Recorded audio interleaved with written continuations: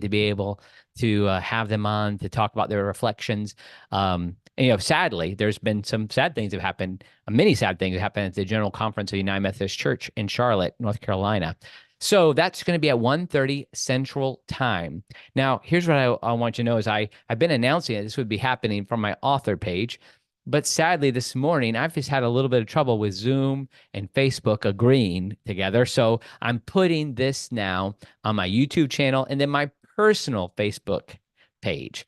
I hope that won't be too confusing. Maybe if I have some friends there who I'll try and if you see this, you can go to YouTube at Andy Miller the Third, and that's my handle at YouTube, or you can see me. I think it should be public, and you should be able to see it that way on my Facebook feed, just my personal Facebook, which is just Andy Miller. So my author page is a place where I put all podcast stuff and things I've written. That is Andy Miller the Third dash author page.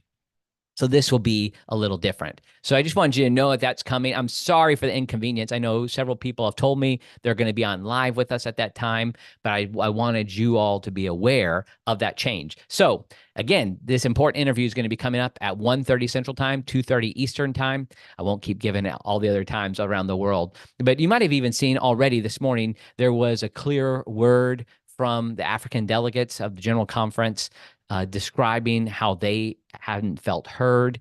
And I'm curious. I want to ask some questions of Rob and Tom, who were there, who are active in at least being aware of the legislation that happened. I know that some people have said, and some people have complained to me, sent me messages saying that we need to just look forward, and I'm totally game with that. I've met already today with multiple people who are going to be a part of the GMC, people in various other denominations like the Association of Independent Methodists, Congregational Methodist. These are all people I've met with just this morning thinking about the future. I am a future-oriented person. At the same time, I have friends who are in Africa, friends who are serving in that church, and friends who have honestly been marginalized in this process, which is strange for that to happen from an organization that's trying so hard to ensure that diverse voices have have representation.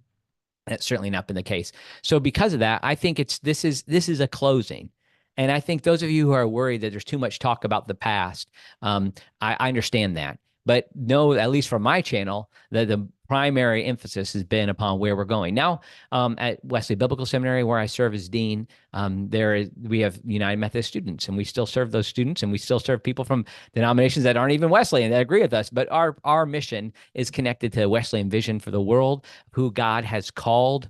Who God has called WBS to be is an institution that represents the historic tradition of the church as expressed particularly with a fierce commitment to doctrine of inerrancy. We're enthusiastic inerrantists as it relates to scripture, but at the same time, we're also people who emphasize the promise and reality of sanctifying grace being experienced in this life. And so those are things that I think are at the foundation of my podcast and the type of things I promote. So just know that will be what I continue to talk about going forward. But I do feel like it's necessary for us to draw a line here and to think about what's happened at the General Conference of the United Methodist Church. So again, this is just a little announcement to my friends. If you could help me at 1:30, if people are on my site looking for where is Andy's interview? I thought that was going to be 1:30 on his author page. Well, I can't seem to get Zoom to cooperate with me. So I can only do my personal Facebook page and my YouTube page, but hopefully that will get to people. Those of you who are loyal fans, or not fans, followers. I don't want to act like I have fans, but followers of this, my podcast. If you could, when this interview starts, I think a lot of people would like to hear about this. If you could share it while it's live, I think that would be helpful. If you could share it while it's live on some of the pages where that would be relevant, like the various Global Methodist Church pages, people, conservative Wesleyan pages, those type of things. I think that would be helpful. And, people who follow my podcast know that I'm not just thinking about the UMC GMC split, that the pan Wesleyan movement is what I'm passionate about. And that's the community that I'm seeking to serve through my podcast. And this, of course, should be a warning. What we'll talk about at 1:30 of what is coming for denominations that aren't taking clear stands.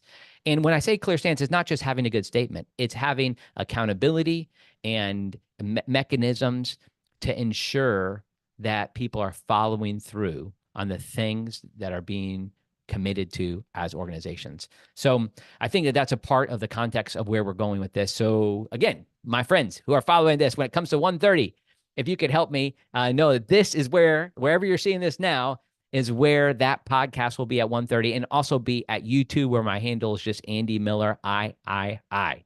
All right, looking forward to seeing folks at 1:30 Central Time. God bless you.